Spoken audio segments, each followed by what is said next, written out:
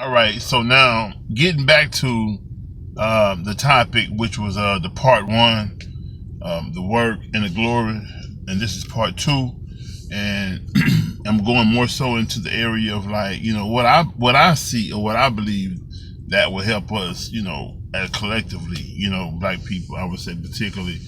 Um, and it's not going to happen right now. 'Cause it was some thing I said I wanted to lay out an example of first, and then I want to kind of go into what I think is some of the answers to our problems. But if you think about, like, some of us who believe in scripture, I say, there's a story in the Bible where it speaks about the children of Israel. In that story, the children of Israel was already promised land. It was already promised, what they call the promised land. They already was given a whole area of land that was rich and so on, had these big grapes and all this and that. And so basically the concept or the thing you would have in mind is that this land is just rich. You know what I'm saying? This is something that they've never had, and coming from where they were coming from into where they were trying to go, this was like heaven. You know what I'm saying? So, but the thing about it was that they lacked the faith to go in there and get it, even though it had already belonged to them. It was promised to you. All you have to do is go and claim it, right? And so I think about that. And because of their lack of faith, God in the scripture had caused them to just wander in wilderness, to be lost for 40 years. And what happened was it caused that older generations to die off, that old way of thinking, that fearful way of thinking, and all that to die off. And their offsprings, the younger people that came in, who was fearless, are the ones who went and claimed the promised land because they believed more. They grew up in a different, system of thinking and psychology because they wasn't raised and cultivated in slavery and so on. They was raised in the wilderness to be more free-minded and so on.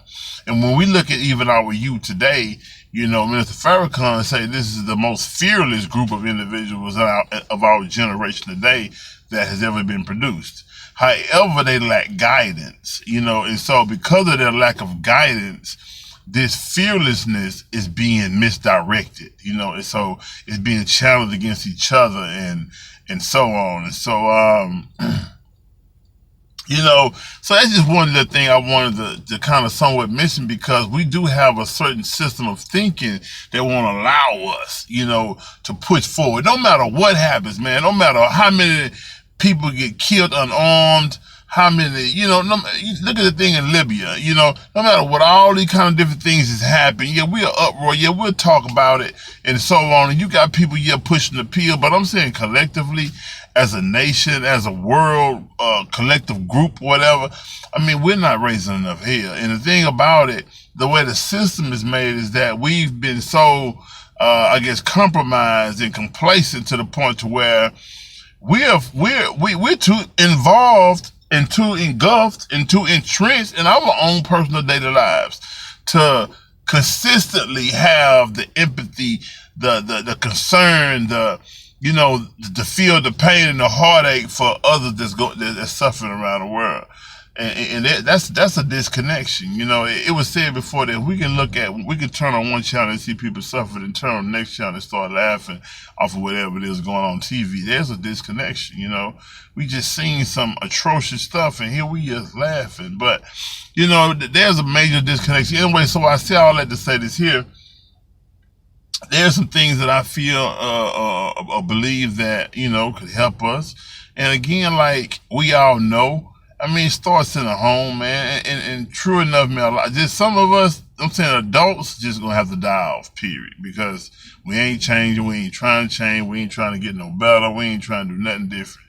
We ain't trying to hear it either. So there's a good group of people who are psychologically enslaved themselves in these different schools of thoughts or whatever, and it is a counterproductive, disunified, antisocial, destructive mentality and mindset.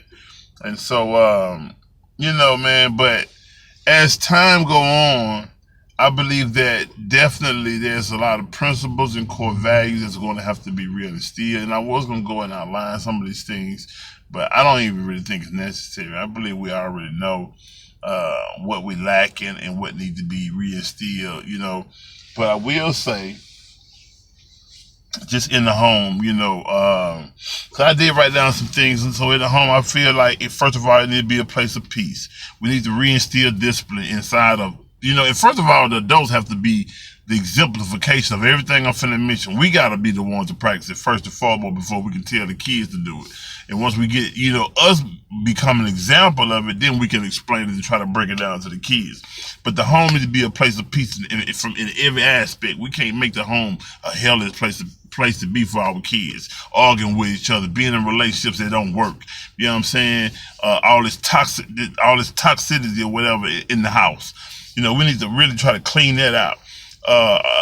Practice discipline, respect, teach that respect, you know, again, exemplify respect in every way.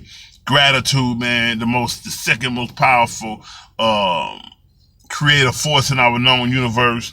Humility, you know, which comes from being grateful, you know what I'm saying? And so we need to practice, you know, all these things. We need to reinstill this humility, to be humble, you know, generosity. You know, there's nothing wrong with being generous, nothing wrong with being kind, and it's not weak to be either or, right? Integrity, man, to have some integrity, to know that whatever you do, it's a reflection of you. No matter if no one sees you, nobody's one now, none of that. It's a reflection of who you are.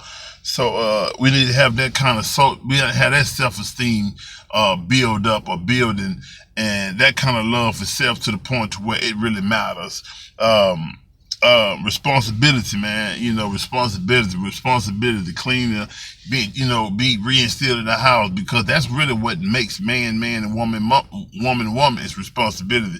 But we just really need to reinstill those things in the homes, get those core values in place, and I believe we'll definitely be on the right path, because, you know, once every individual become an example of how to be, then, you know, you have a collective nation of people who are an example of how the world ought to be, you know. And I believe that is our rightful position in this world, and we just have to step up, and we not, you know what I'm saying? And it may again take a number of other generations to die off, maybe a whole another century of people to die off before we finally get to that core generation that is really about that life, and who gonna really put it back into effect, who gonna really put us back and raise us up back to our rightful positions, you know, of hierarchy in this known world. But I might make another one, because I do have two other points I wanted to touch on, and it's mostly dealing with the adults, you know, in this whole piece in regards to, you know, getting us together and moving forward. And stay tuned. Peace and blessings.